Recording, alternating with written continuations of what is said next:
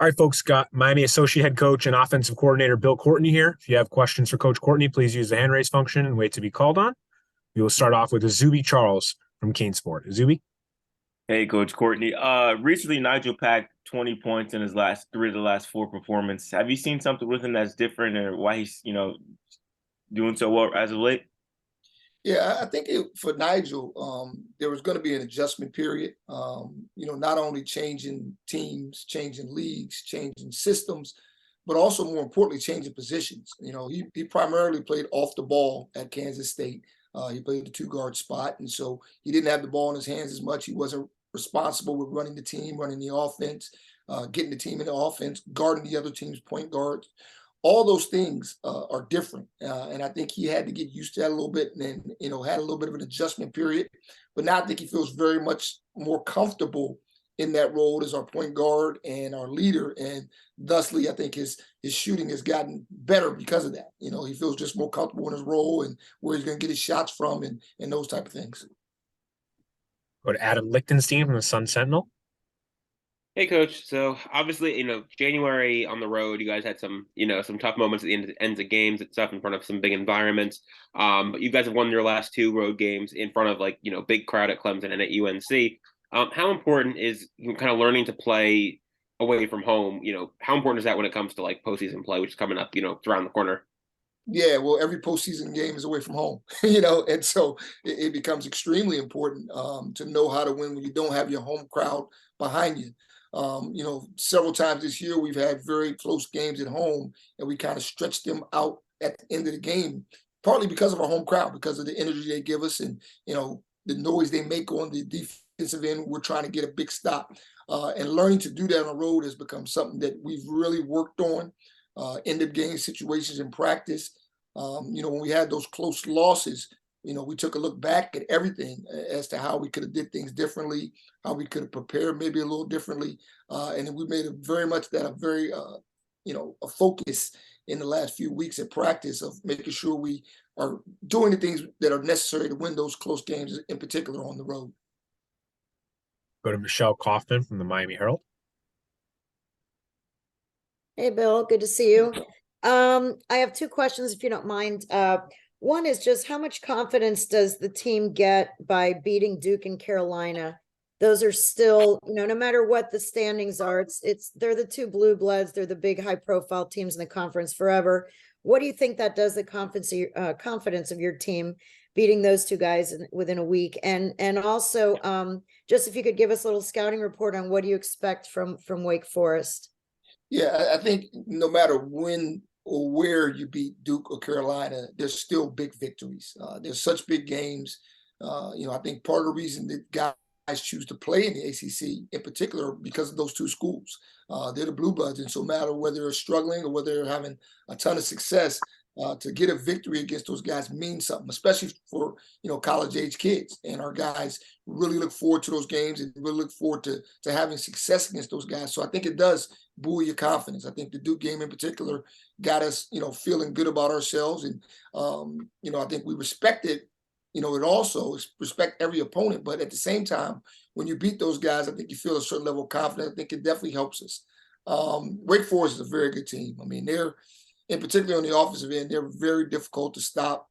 It obviously starts with Appleby, and he makes the engine go. He's so fast and quick and changes speed, change directions. He can make shots. He does so many things for the group, and then they have terrific shot makers in Williamson and Monsanto.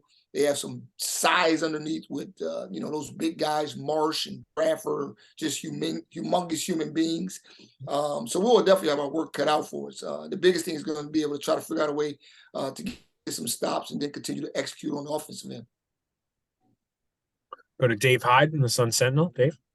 Yeah. Hey, thanks for the time here. I'm curious, as offensive coordinator, how do you explain why the offense is running as well as it has? Yeah, I take absolutely no credit for that. I actually work for a guy that's probably going to be in the Hall of Fame one day. So I'll give him absolutely all the credit. And the biggest thing for us is our guys are willing to share the basketball. That's been a huge part of our success the last 2 years. We've been able to simplify because we have guys that are very talented offensively We have several guys that scored over 1,000 points in college in our lineup, and they are willing to share with each other.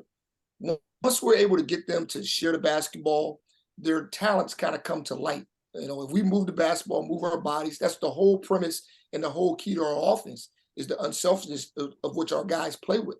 And they've done that from day one. We've seen those guys have the ability to really share the basketball, really enjoy playing with each other. And I think if you have to point at one thing, that's the thing that makes us successful in offense.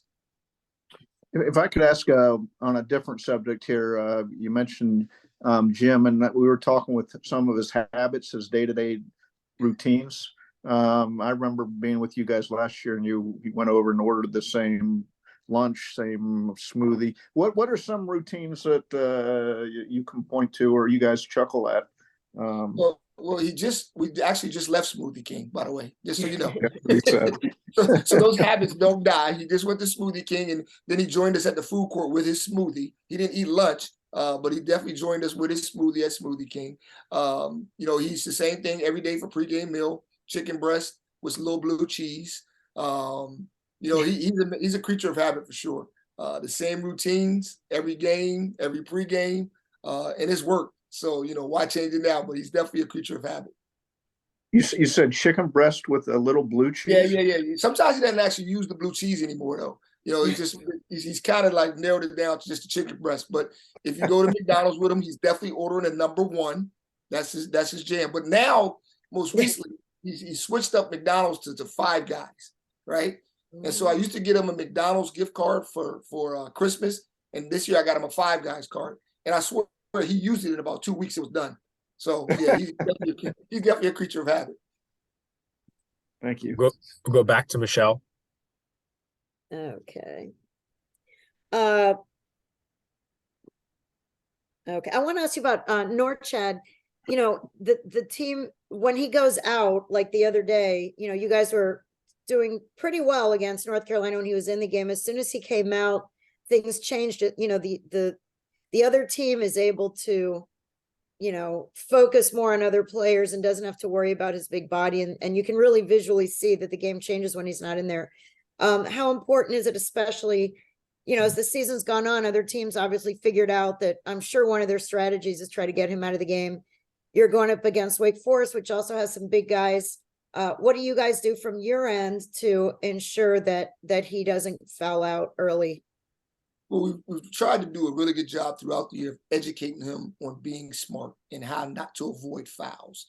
You know, for the most part, he's done a terrific job. You know, North Carolina was the first game in recent memory where he had to sit a big chunk of the first half because of foul trouble.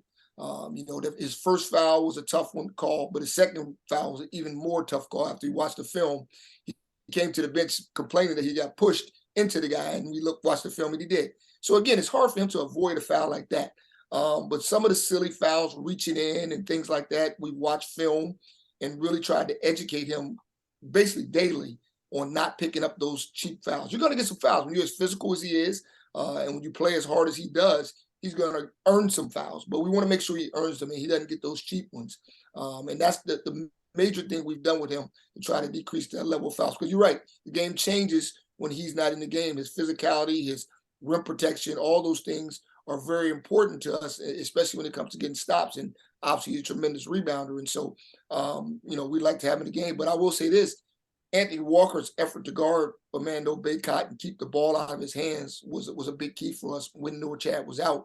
That allowed us to kind of stay with them and them not, you know, getting the separation during that part of the first half. Thank you. All right, Coach. Thank you very much for your time. Thank you, guys.